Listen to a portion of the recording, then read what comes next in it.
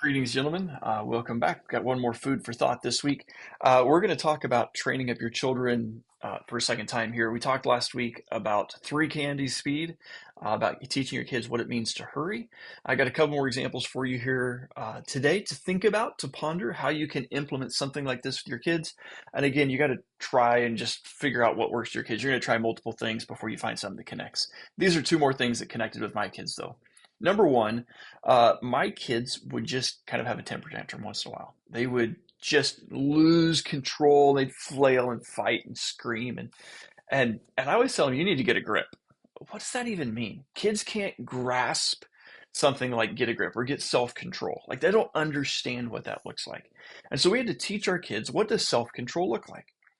And so, in a good time, not when they're having a moment, but in a time when it's fun, we can say to them, hey, I would like to teach you something today, and I got a reward, candy, or whatever for it. And so, I want to teach you about self control. This is what self control is not. And I go, "Ah, does that look like I have self control? No. Okay, you try. Is that self control? Of course not. Okay, but now I want you to sit down. I want you to cross your legs, crisscross applesauce or whatever you call it Indian style. Fold your legs, fold your hands, put them in your lap, and look at your hands. Do you think that's self-control? Well, of course. That's self-control, right? That is, I am not flailing. I'm sitting quietly. I'm not screaming. I'm I'm controlled. I self-control. I give them candy. Said that is self-control. So the next time they're having a moment, you might even practice it a couple times. Hey, okay, candy reward. What's self-control? Congratulations. Here's your reward. So next time they're having a moment, and you can say to them, hey, listen, little Johnny, whatever, you need to get some self-control.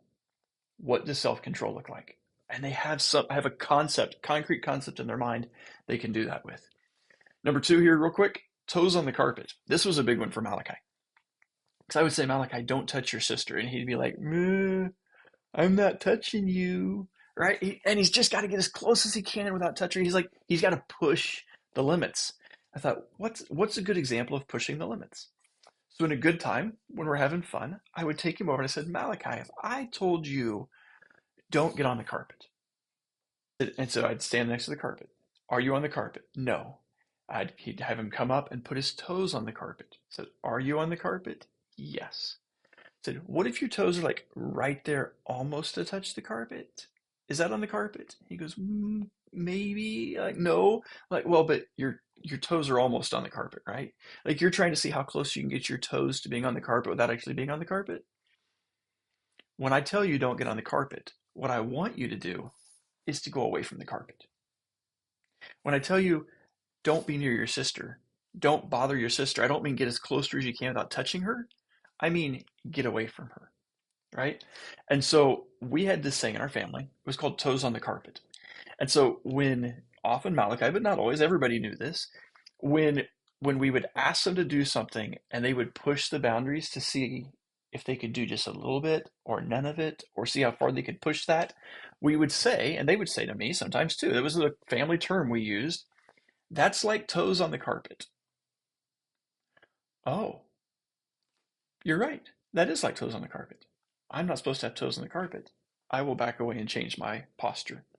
So again, creating terminology that you can use as a family to help raise and rear your kids better. God bless you guys. Have a great week.